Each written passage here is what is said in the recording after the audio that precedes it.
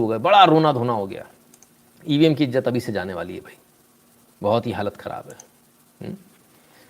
हालांकि पुलिस बता भी रही है, बरेली पुलिस, बरेली का जो घटना हुई उसमें है ना, अन्य लोगों के बीच में बॉक्स को चेक किया गया तो वह पाया गया कि उसमें खाली बक्से थे और मतगणना हेतु आवश्यक लेखन सामग्री थी। जिलाधिकारी नीरज ने कहा कि प्रकरण की जांच भी की जा रही है। उन्होंने कहा कि इसके बाद वहां उपस्थित लोग इससे संतुष्ट हुए और मामला शांत हुआ। फिर भी वीडियो बनाकर वायरल की जा रही है, फिर भी झूठ बोला जा रहा है। अब सारा दोष जो है ईवीएम पे मढ़ा जाएगा। कल आफत है, कल ईवीएम की इज्जत लुटना तय है भैया। चलिए खैर, आइए देखें ज़रा और क्या चल रहा है। योगी जी क्या कर रहे हैं देखा, ये तो बड़ी मस्ती में है, तो बड़े टेंशन में दिख रहे थे। ये क्या कर रहे हैं? इसका नाम ओ भाई इधर से जाओ ना, ठीक है ना। और इनका नाम, इनका नाम जोशी, इसका नाम आरोही। चॉकलेट बट रही है साहब, गजब। इसका अरे साइड में हटा, अच्छा पहले इसको ले लो। अब अपना नाम बता। अरे नाम बता, दर्द क्यों है? अरे आगे से बोल, सिर ऊपर करके बोल, नाम बता।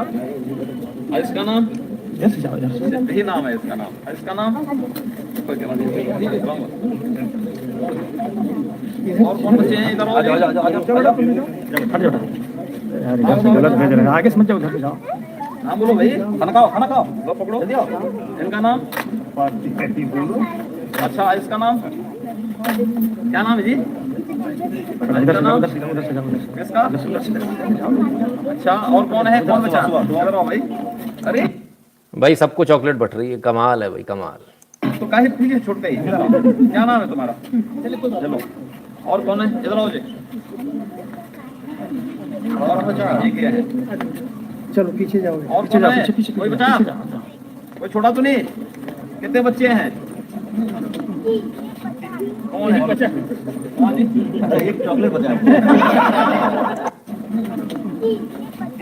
एक बचा है, एक चॉकलेट बचा है, एक चॉकलेट बचा है, एक बचा है उसकी उसी को ढूंढ रहे हैं।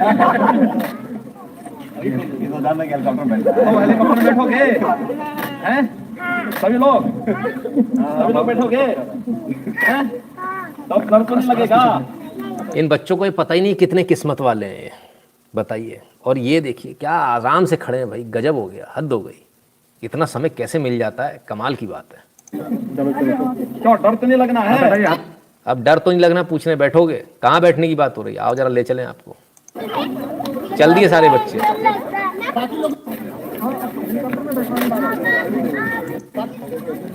कहाँ जा रहे हैं सबके सब? और डर गई है। लो भैया, हेलीकॉप्टर में बैठे हैं योगी जी के बच्चे, उछल कूद चल रही है। हेलीकॉप्टर से घूम के आओ जल्दी से, जल्दी से जाओ ना। है डर गए, तुम डर गए, डर गए ना? आइए आ जाओ, आइए आप आइए आइए। हैं? और ये डर गई? हाँ हैं? ठीक है। इसे बोलते हैं जनसेवक। भाई कमाल है, दंडवत प्रणाम है योगी जी को, मान गए। बच्चों के साथ उठना बैठना, बच्चों को समय देना, कमाल कर दिया। ऐसे नेता इससे पहले देश में हुए ही नहीं। काश 1947 से ऐसे नेता होते तो आज स्थिति कुछ और होती, देश कहीं और होता। बड़ी एक से एक बेहतरीन तस्वीरें आई हैं इनकी। बच्चा कुछ कह रहा है तो नीचे झुक के बच्चे की बात सुन रहे हैं।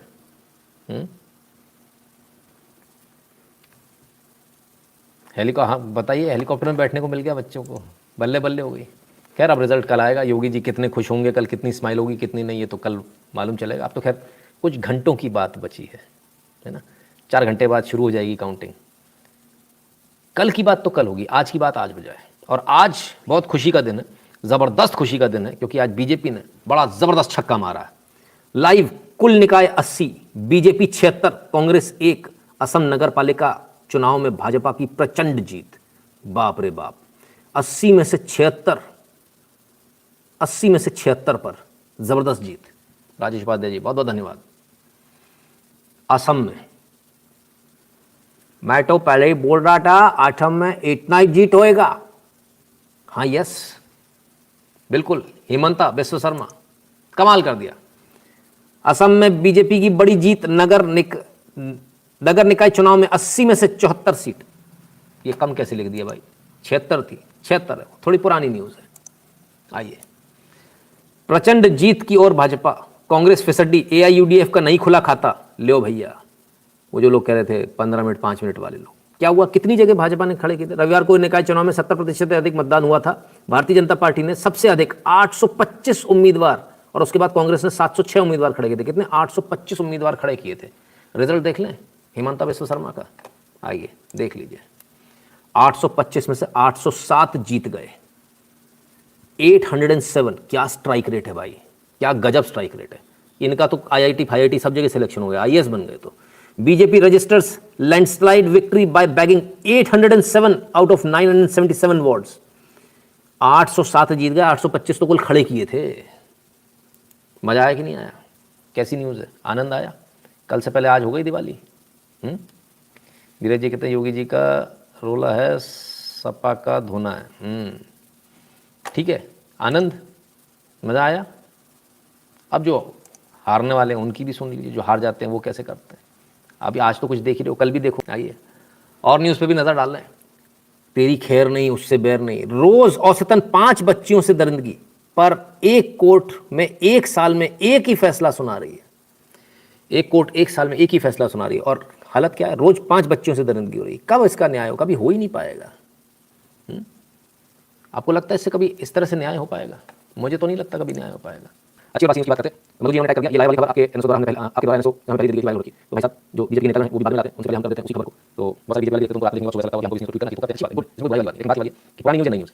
तो जो बीजेपी के लोग देखते हैं उनको बता दूं, आपके नेता बाद में ट्वीट करते हैं, आपको पहले करते हैं, उनको बता दीजिए पहले कर लें, तो मुझे कहने का मौका नहीं मिलेगा कि मैंने उनसे पहले दिखाया। खैर आइए फ्रांस ले चलते हैं। फ्रांस में चल रहा अस्पताल जिहाद, एक डॉक्टर ने किया खुलासा।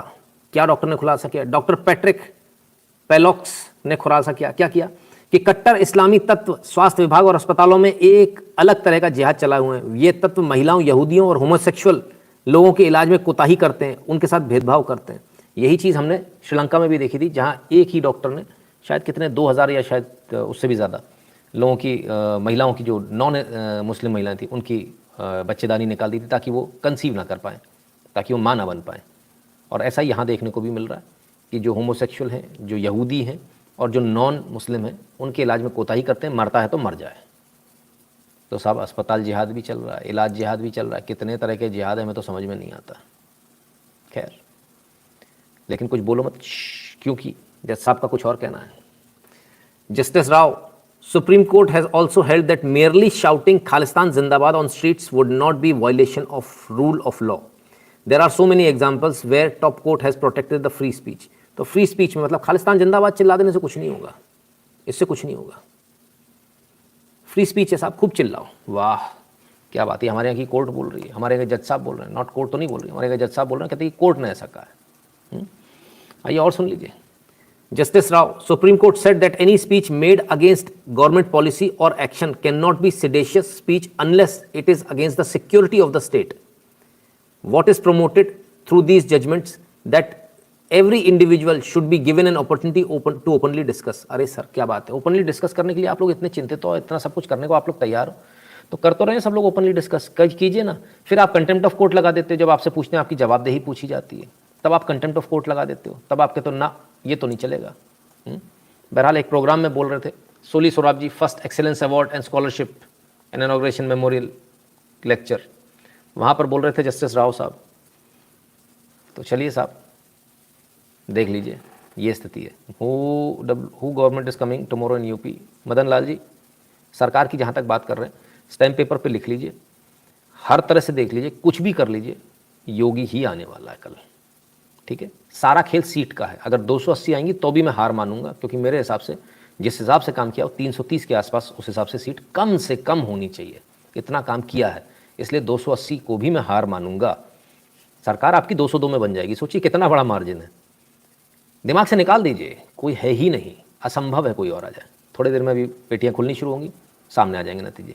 Free speech is only protected in India not in west, Dheeraj Kamra ji. अरे साहब भूल जाइए, इंडिया में कौन सी फ्री स्पीच, वो तो एजेंडे चल रहे हैं। एजेंडों के दम पर ही सारा चल रहा है। और अगर एजेंडे की बात करें तो बुरा लग जाता है लोगों को। चलिए, आपको हमारा आज का एपिसोड कैसा लगा, हमारा आज का लाइव कैसा लगा, और हमारे बाकी लाइव भी कैसे लगते हैं? क्या आपको लगता है हम वाकई में मेहनत करते हैं? तो 8770720196 पर गूगल पे, पेटीएम, फोनपे के माध्यम से सपोर्ट करना, कंट्रीब्यूट करना ना भूलें। भीम यूपीआई एड्रेस है nshukla@UPI। जो लोग भारत के बाहर हैं उनके लिए 2 ऑप्शन है, patreon.com/नितिन शुक्ला, और सबसे ईजी मेथड है paypal.me/नितिन शुक्ला GWL। इस पर सपोर्ट करना, कंट्रीब्यूट करना ना भूलें, बिकॉज आपके कंट्रीब्यूशन से ही ये चैनल चलता है, आपके कंट्रीब्यूशन से ही हम चलते हैं, और आपके कंट्रीब्यूशन की वजह से ही ये सारी चीज़ें आपके सामने आती हैं, है ना। हो सकता भी और आगे जो जाए उनका नुकसान हो जाएगा। लाइक कर दीजिएगा, वीडियो को शेयर कर दीजिएगा अपने मित्रों से, चैनल को सब्सक्राइब करने के लिए जो बोल दीजिएगा जिन्होंने अभी तक नहीं किया, और बगल वाली घंटी बजा लें, क्योंकि नोटिफिकेशन तभी आएगा जब घंटी बजी होगी बगल वाली, है ना। उसमें 2 एरो बनकर आ जाता है साइड में, और है ना, तो घंटी बजे का निशान देखने लगता है, हाँ घंटी बज गई। इसके अलावा